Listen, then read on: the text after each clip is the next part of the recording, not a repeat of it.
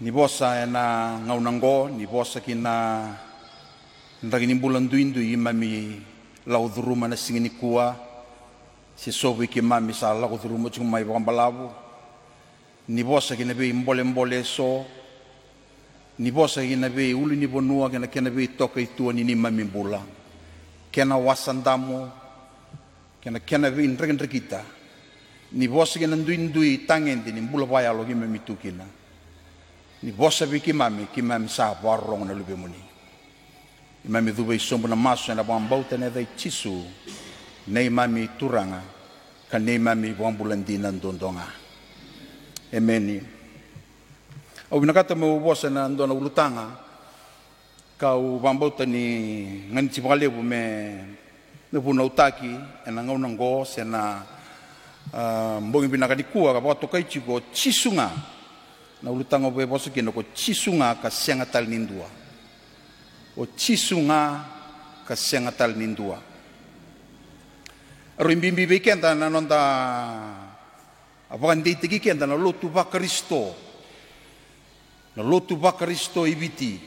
Me bosa tonga mandangaya na baka samangani lotu ibiti. Esaro imbimbi na nonda apakan deitegi kenda. Na nonda Wambauta, sianga walanga ino nonda wambauta, kei na nonda wakandina taka, niko chisunga, o koya na sala nandina ki nambula. O chisunga, koya rawa ki na bikenda, nambula. Ko chisunga, ena buguni nona mai mate, e rawa ki na nibu sochi kambuko dikina na nonda I walabalada. There is no other way. Sianga talin dona sa. And the chicken dono burubura sa libukina na kiana wamadala ideology na philosophy so kasa rongo wakatu na I rongo ni bosa balotu ia sianga ni bosa balotu kalebu sa malelikina karsa tosukina karsa le wayangata me vibuke ena nonra wonu niwele comfort zone. You are justifying yourself in the place that you are in using ideology and maybe reading some philosophy in some books or hearing some people saying things that makes you comfortable where you are and saying saruchiaungo. Wada bichisu sang saruchio tomdang. Usa komdang lilotu ndendre ngabiao dala boso-bosongo me tundondonu tunelu. Siapa sini ndradi tundon elo muke pakaya lu chisu. Tau batanga o kemuni na chiku mai vale ke kimami na chiku balo. Sana bosan tu baya. Goi tu batsana kimami na chiku vale ke kemuni na lelo tu kimami na chiku mai vale. Siang dundu chiku. Some people are here at church kemuni barong chiku mai because they acknowledge irsin rawata they are sina rangan rebi chisu. While some ignore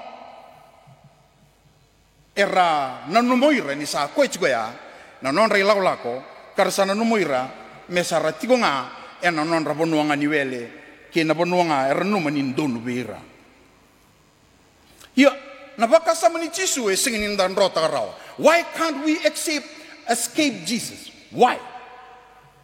Sangani manravando na kena itukutuku generations after generations after generations after generations sembera bagando ndona menda reda kina metalonota ki isa manramai nei tukutu ke chisu sing bando still talked about today milioni nei bolai baleti chisu era bolai milioni na sere baleti chisu era bolai milioni na serkali baleti chisu e tambaki milioni na yalelo mendusie tu ma endunga na tamata voto kai nedana o chisu Kristo.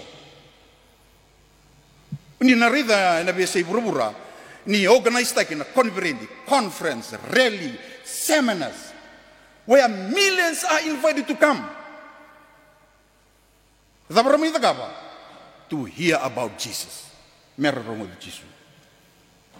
Ngosa ruito toka na baka sama ni ndarida tu ndarida na statistics I burburungo na lotu ba Kristo e 2.2 bilioni na wili ni tamata era muri Jesus from 7 apostles Rangai talayani buru-buru tu doko kain dona turangan do boleh bola and globalization na ka Jesus. Go therefore into all nations and preach the gospel from 7 apostles who went to all nations.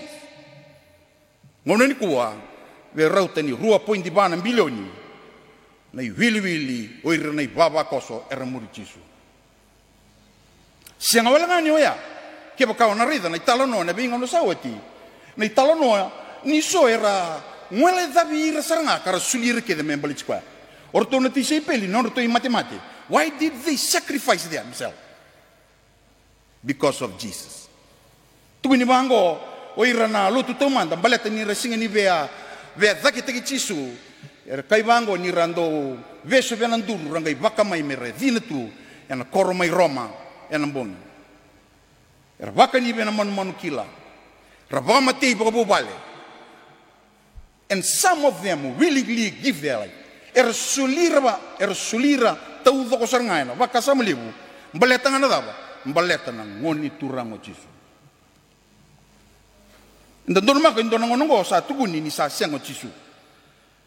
Embole bale buna nonda bambauta. Era kai o ira na singni bambauta se era baka tokaina atheism ka senga ni ndona kalo ira bambauta era kaira ni asenga ni mbuloko en ndona ngauna asenga talanga ni mate asenga talanga ni tuda kital. Ka kede era kaira ni asenga ni aba. Era kaira na muslimani ngori ndo ngana prophet nga. Era kai o ira na Hindustani e sengo suci sare ni ndo na kabaya lo chisu e chiki talanga ni ndo talanga na kalo ki mami bambauta. Era kaya ira na vagan dina I choba mbeka siana Jehovah's Witness era kaya Jesus is not God but just a son of God. Vaga lei tegi sombunga ko ya misa kaku ni kalo me baka kani bulatam.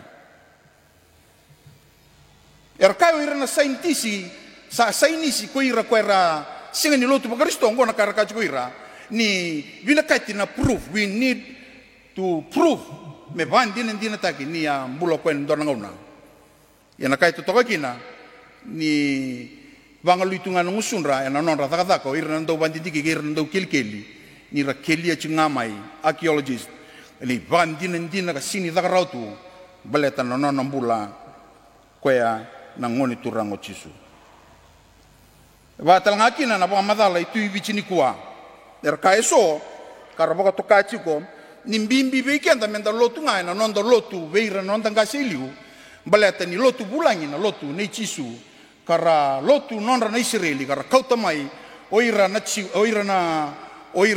kai pertania mer mai balu tu tegi kenda kina ka lotu bulangi kandondon menda kako ni bambauta baleta asianga ni ndona ngona ambula indona chisu amai mbuli kosonga kwa ya ena nonra wana na nunga isona tamata ngoi sini kabo esinga nindo na itugu bo.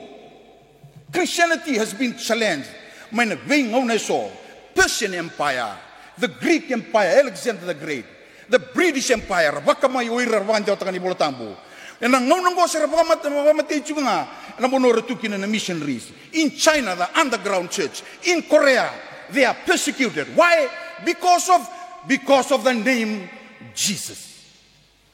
Kini balbalya ndona ndine chukina e sinin raw ni ndakto televitunga e sinin raw ni ndo tunga na tiki ni debate ko ya e sinin raw ni ndo tunga na banana nu kini balbalya ke bakae laurai na kakedongo ni dhaka chuko na bukuna ndondonga na ngoni turango Yesu Kristo kimbambale chiku kina ndona ndina tinabango na kena ibaka pandia wa irna kena ndau raka bango nyoko ya era baka tukana edano ko ya Christos en abosa kiriki na ken balembale o ko salumuti the anointed one e baka tukai talanga edano na Messiah era ka irna ndo bandidike. Jesus is the only founder of any religion who is still alive. Sarambulu ke tungo ira ke nabi matangali liu nilut iyo ko ya e claim daki ni mbula telemena mate no ni tala no ngau ko ya kasi mbula chingo me baka nda bambo token sianga wala ngaya o ko ndon na ka baka tokai ni kalau kalubi ni tamatanga He was divine and also fully human.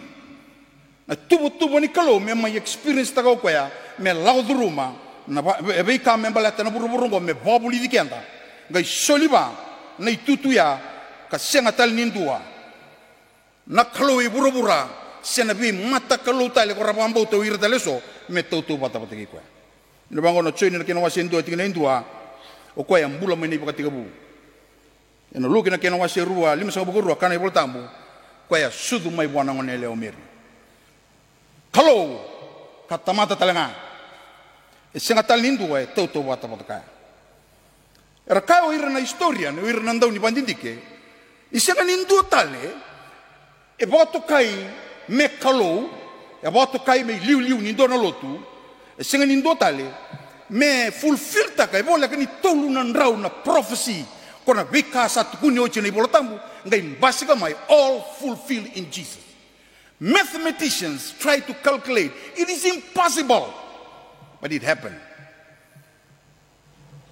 Eado kabolai baka pinakasartunga baletani dapa baletani kapa kalau it's supernatural nona itubu na kalau ena nona talama ina lubiana bikenda kimini naturana marama na lomo nonto chiching lotu sentenri e tale ini nda baka saraba na talono ke chisu na ibola tambo kanda raida na totokan ni nona tubu na kalau membale chikenda na tamata na buku ni ngoni turango Yesu Kristo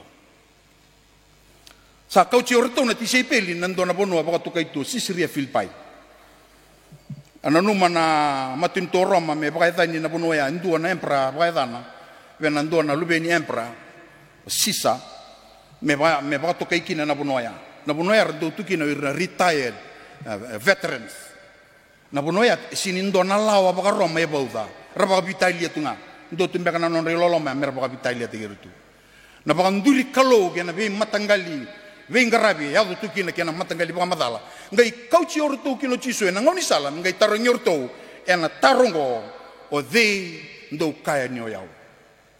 That question is still being asked today. Na taro sangati kwa nalotu me soma ena benga no kita sara me soma taranga na matamina ko na kai totoka kina taro ya isini tarongi bire sini pambauta e tarongi saranga bire na tisepeli bire pambauta ausa ndoka na nungu rongo de chiko ni lebu sara talono taka chiko e lebu na ka membaleta na kena wandiu di talamanda ndarida talamanda na tugu kichi sunde kanjin mbeka se lasu kasa lago chuma na ngusunra na itauki kalebu beira lotu ba Kristo enan donangona obinagata mo bela beta na mo binani kuwa na tarongo men nondaru men non to le senten ritual sembra manda ni rangai non ra ira sar tu mai sigo ira tau ndaku ni ballo tungo men non ma o dio ci subi ko na mboni kuwa. Who is Jesus to you?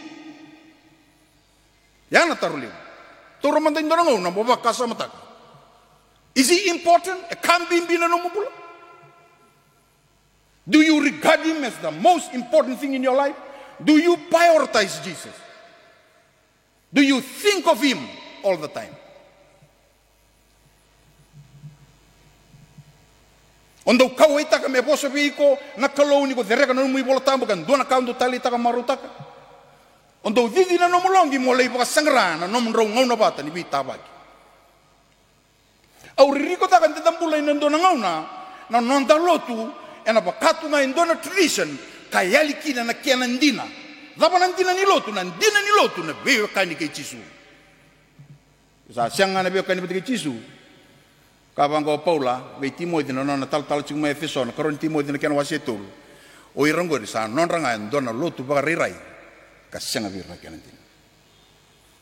Kenda binakata menda mai menda na baka samni baka turanga te chisu. Sianga wala ngai sentenri.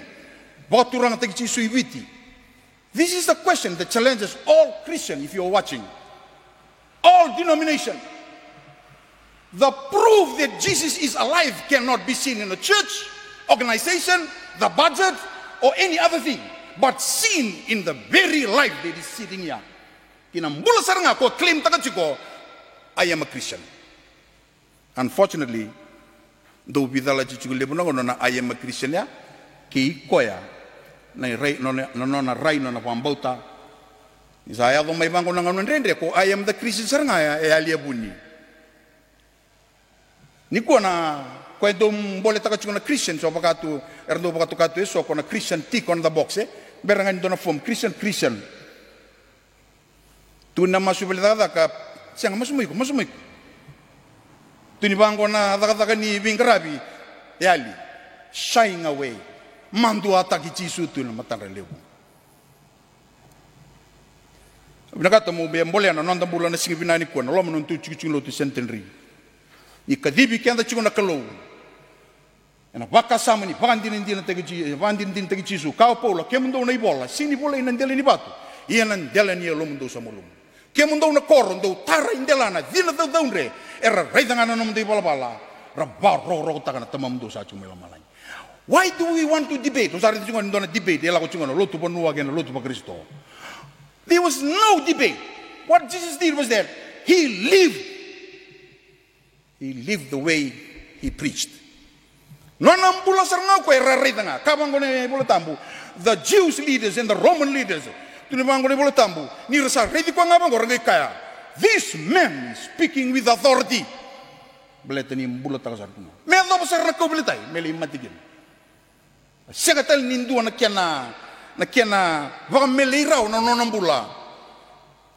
Segatal nindu na liu tau patigi ko. There is no other leader. Ena buru-burong na benga no sa chimeda mongo me tau patigi ko ya. O ko nga understand it ka kani bulutambu baka ready chisu matua. Kaya ngo sa tiga bune na somo na numdo bambuta. Au binagata mo be wandi tigi kenda. Enda sa ndambe na mo ni ko kemuni na barong chumai. Ni reida talemanda ni taronga talemanda. O chisungo enongu chisu. Is he the Lord of everything? Do tunandona turanga do bunau. If he is not the Lord of all, maybe he is not your Lord at all. Mo reida talemanda o koya endo chigo na numubanana do you meditate to him? Do you have this intimate relationship with him where you just can't stop thinking of him? Or he is another name that is used when you come and sing or you attend church ngai mai rongo kina katabuchikin. Oba mama suna singa binani kuwa ni bina katitigo menda ba lotu tegiviti. Bina katitigo me ba lotu tego burubura. Ena ba lotu tegi sarangai na nondambula.